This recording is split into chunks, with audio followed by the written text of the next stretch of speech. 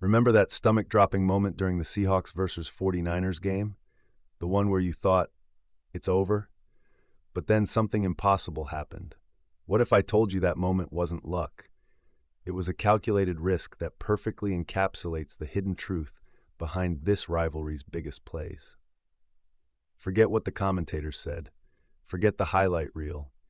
Today, we're dissecting the tactical masterclass and the brutal mistakes that truly swung the momentum, revealing what really happened on that field and what it means for two of the NFL's most storied franchises. From the rookie's unexpected impact to the veteran's surprising struggle, this wasn't just a game, it was a chess match where every move had consequences. And by the end of this video, you'll see this rivalry and perhaps the entire NFC West in a completely new light. Stay tuned, because the true narrative of this epic clash is far more complex and far more fascinating than the final score suggests. Let's break it down. As someone who spent years meticulously analyzing game film, breaking down player tendencies, and understanding the strategic nuances of the NFL, I've seen countless rivalries unfold. But the Seahawks versus 49ers always brings something unique. My journey began like many of yours, a passionate fan yelling at the TV. But that passion evolved into a relentless pursuit of understanding the why behind every play. Why did that defense collapse? Why did that receiver get open? I've learned that the true story of an NFL game isn't just about touchdowns. It's about the subtle adjustments, the individual battles, and the psychological warfare waged on the gridiron. That's what we're peeling back today. So when I tell you what I saw in the film from this game, know that it's coming from a place of deep analysis, not just casual observation. Let's get into the first big twist. Everyone talked about the 49ers' dominant run game, right? But the real twist? It wasn't their brute force that broke the Seahawks. It was the misdirection on early downs, setting up devastating play action that opened huge lanes for passing plays when Seattle least expected it.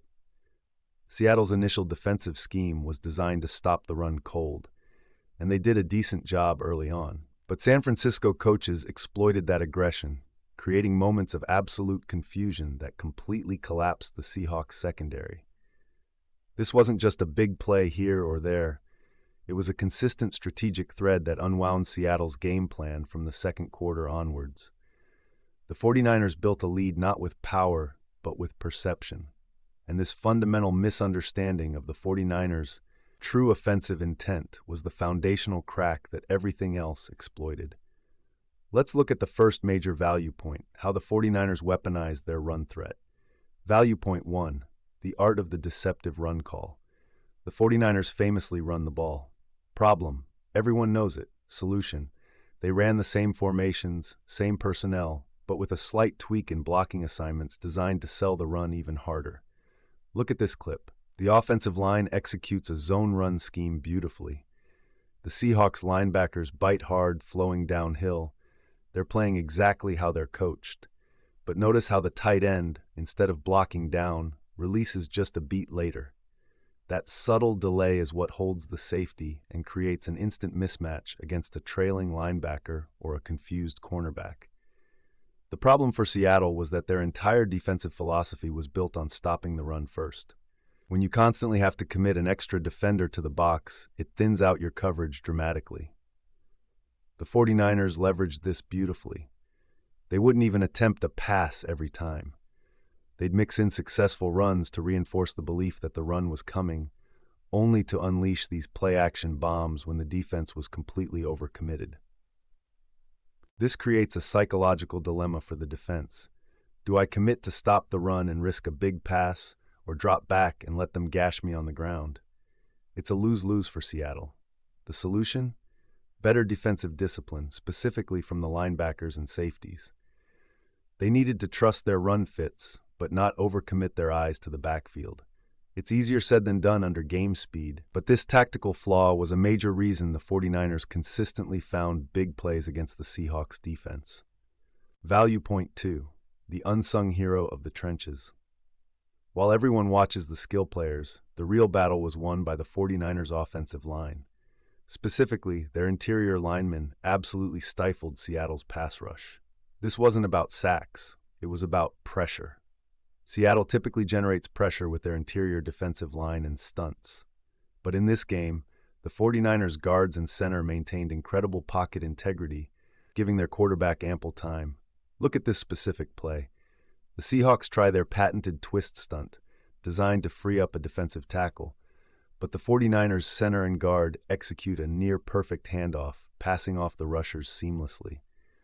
The problem for Seattle, when you can't generate organic pressure, you have to blitz. And when you blitz, you're sacrificing coverage. It's a trade-off that the 49ers were consistently winning because their O-line was so dominant. The solution for Seattle moving forward, they need to find ways to win those individual trench battles. That means better technique, perhaps some personnel changes, or more exotic blitz schemes that don't compromise coverage entirely.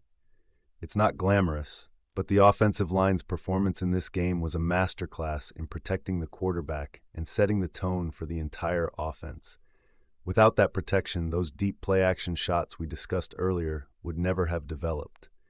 It's all interconnected. This fundamentally allowed the 49ers offense to operate at its peak, and Seattle had no real answer. Value point 3, the Seahawks' red zone woes. Seattle's offense moved the ball decently between the 20s, but consistently stalled in the red zone. The problem wasn't a lack of talent, it was predictable play calling. Against a disciplined defense like the 49ers, predictability is a death sentence. The 49ers knew what was coming on crucial downs inside the 20-yard line, and they capitalized. Take this goal line sequence. Seattle runs a play-action bootleg. The 49ers had already seen this variation multiple times. Their edge rusher stays home, the linebacker drops into the flat, and the route is covered. The problem is compounded when you don't convert touchdowns. Field goals simply aren't enough against an explosive offense like the 49ers. Every missed touchdown was a psychological blow for Seattle. The solution for Seattle? More creativity. More diverse personnel packages in the red zone. Run some RPOs. Use different route concepts for their tight ends. Or even a trick play or two to keep the defense guessing. They have the talent, but the coaching staff needs to unlock it with unpredictable schemes when it matters most. This is where games are won and lost. Until they address this, their promising drives will continue to end in disappointment, giving away crucial points against top-tier opponents. Red zone efficiency, or lack thereof, was a fundamental difference between these two teams in this particular matchup. Value point 4. Individual matchups mattered more than anything. While scheme is crucial, this game featured several key one-on-one battles that directly impacted the outcome. The 49ers star wide receiver consistently won his matchups against Seattle's secondary. It wasn't always a spectacular catch. Often it was just superior route running and body control. Seattle's cornerbacks, though talented, struggled with the physicality and precision of the 49ers' top targets. This forced defensive coordinators to commit safety help, again compromising other areas. Conversely, on the Seahawks side, their running backs often faced immediate pressure. The 49ers' defensive front was relentless, shutting down lanes before they could develop. The problem for Seattle's offense: if your main playmakers can't win their individual battles consistently, the entire unit grinds to a halt. You can't rely on scheme alone when the talent isn't executing. The solution lies in film study for the players, identifying tendencies, working on releases, improving hand fighting. For coaches, it's about putting players in the best position to succeed in those individual matchups. This wasn't just about who has better players, but who played better in the pivotal moments of these head-to-head clashes. And in this specific game, the 49ers consistently won those decisive individual battles on both sides of the ball. Value point 5, crucial third down play calling. Both teams approached third down with vastly different philosophies, and it dramatically impacted their offensive efficiency. The 49ers consistently kept third downs manageable, usually in the 4 to 6 yard range, thanks to their successful early down runs and short passes. This opened up their entire playbook. They'd often pull out a crossing route or a well-designed screen on third and short, capitalizing on the defense's anticipation of a run or a 4 vertical concept. Conversely, The Seahawks frequently found themselves in third and long situations, often 7+ yards, due to negative plays or incomplete passes on first and second down. Problem: when it's third and long, your playbook shrinks drastically. Defenses know you have to pass, and they can unleash their best pass rushers and cover the deep zones. The Seahawks were often forced into predictable drop-back passes, which against the 49ers' elite pass rush, created nothing but chaos in the backfield. Solution for Seattle: improve efficiency on early downs. Convert those first and second down short gains into consistent third and short situations. This opens up your entire offense. It's not just about converting on third down, it's about making third down a winnable down for your offense. The 49ers excelled here. This efficiency allowed them to sustain long drives, wear down the Seahawks defense, and ultimately control the clock and the flow of the game. The difference in third down management was a silent but deadly factor in this NFC West showdown. It's a crucial takeaway for any team looking to consistently beat top-tier defenses. Mastering early downs makes third downs a weapon, not a struggle. Value point 6: coaching adjustments at halftime. This is where top teams truly separate themselves. Did either team make the necessary adjustments? The 49ers coaching staff clearly identified how Seattle was overplaying the run and continued to lean into their play-action game, even diversifying their targets in the second half. They also seemed to make a subtle adjustment to their defensive line rotations, keeping fresh legs on the field to maintain that relentless pass rush that plagued Seattle. On Seattle's side, the adjustments felt less impactful. They tried to create more pressure with blitzes, but as we discussed, the 49ers' O-line was up to the task. Their offensive adjustments seemed minimal, sticking to many of the same concepts that were being shut down in the first half, especially in the red zone. The problem: if you don't adjust effectively at halftime against a top opponent, you're essentially giving them a free quarter to exploit your known weaknesses. That's a death sentence in the NFL. The solution for Seattle: a more dynamic and reactive coaching philosophy. Be willing to scrap parts of the game plan if they're not working and have backup plans ready. This goes beyond just X's and O's. It's about the ability to adapt to the flow of the game and counterpunch effectively. The 49ers' ability to adjust mid-game fortified their lead and never allowed Seattle to build any consistent momentum in the second half. This is a critical sign of a truly elite coaching staff, one that can read and react against the best. Without these crucial in-game changes, the outcome would likely have been closer, but the 49ers sealed it with their sharp minds. It's a clear lesson for any team vying for playoff contention. So what did we actually learn? This wasn't just a win for the 49ers. It was a demonstration of a finely tuned machine exploiting fundamental weaknesses.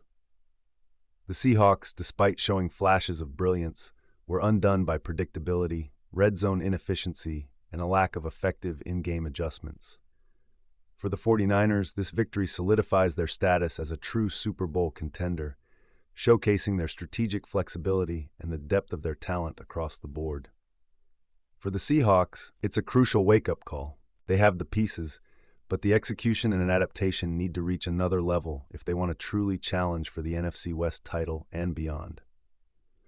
The transformation for you, the viewer: you now see beyond the scoreboard. You understand the tactical battles, the unsung heroes, and the critical decisions that shape this epic rivalry game. You're not just watching football, you're analyzing it like a pro. And that, my friends, is the true excitement of the game. This deeper understanding brings a whole new level of appreciation to the sport we all love. It's what makes this rivalry so enduring. The NFC West continues to be a battleground, and these key takeaways will be vital for both teams in their next clash. What did you think was the biggest factor in this game? Drop your thoughts in the comments below. I read every single one, and I love hearing your insights. If you enjoyed this deep dive, make sure to smash that like button and subscribe for more in-depth NFL analysis that cuts through the noise. And don't forget to hit the notification bell so you don't miss my next video, where I'll be breaking down another crucial matchup with the same level of detail. Thanks for watching, and I'll catch you in the next breakdown. Until then, keep analyzing, keep enjoying the game.